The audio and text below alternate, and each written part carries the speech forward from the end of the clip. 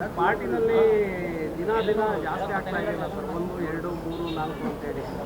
ಏನೋ ಅದೇ ಸರ್, ಅವ್ರ ಬಣ ಇವ್ರ ಬಣ ಅಂತೇಳಿ ಎತ್ತಾಳು ಒಂದು ಕಡೆ ಅದು ನಡೀತಾ ಇರಲಿ ಅದ್ರ ಪಾಡಿಗೆ. ಈಗ ಡೆಲ್ಲಿಗೆ ಬೇರೆ ಹೋಗಿದ್ದಾರೆ. ಈ ಬಣ ರಾಜಕೀಯಗಳು ಎಲ್ಲ ಪಾರ್ಟಿನಲ್ಲೂ ಇದ್ದಾವೆ. ಆದ್ದರಿಂದ ರಾಜ್ಯಕ್ಕೂ ಒಳ್ಳೆಯದಲ್ಲ, ರಾಜ್ಯದ ಅಭಿವೃದ್ಧಿ ಆಡಳಿತದ ಮೇಲೆ ಭಾಳ ಪರಿಣಾಮ ಬೀರ್ತವೆ, ಯಾರಿಗೂ ಒಳ್ಳೆಯದಲ್ಲ.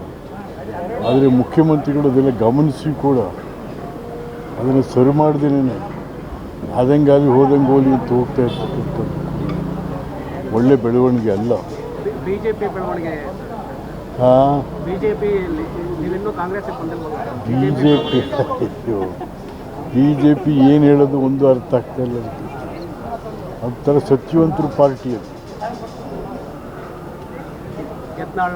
ರಮೇಶ್ ಜಾರಕಿಹೊಳಿ ಟೀಮ್ ಡೆಲ್ಲಿಗೆ ಹೋಗಿ ಹೇಳ್ದಲ್ಲಪ್ಪ, ಅದು ಸತ್ಯವಂತರ ಪಾರ್ಟಿ ಬಿ ಜೆ ಪಿ.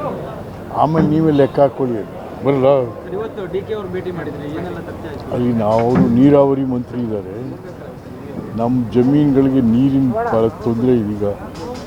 ಅದಕ್ಕೆ ಸ್ವಲ್ಪ ಕೆಲವೆಲ್ಲ ಕಾಮಗಾರಿಗಳು ಸ್ಯಾಂಕ್ಷನ್ ಮಾಡಿಕೊಡಿ ಅಂತ